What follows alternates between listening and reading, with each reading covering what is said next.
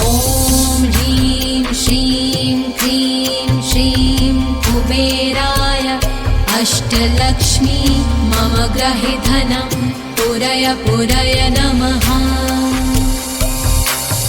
ॐ ह्रीं श्रीं क्रीं श्रीं कुबेराय अष्टलक्ष्मी मम गृहे धनं पुरय पुरय नमः।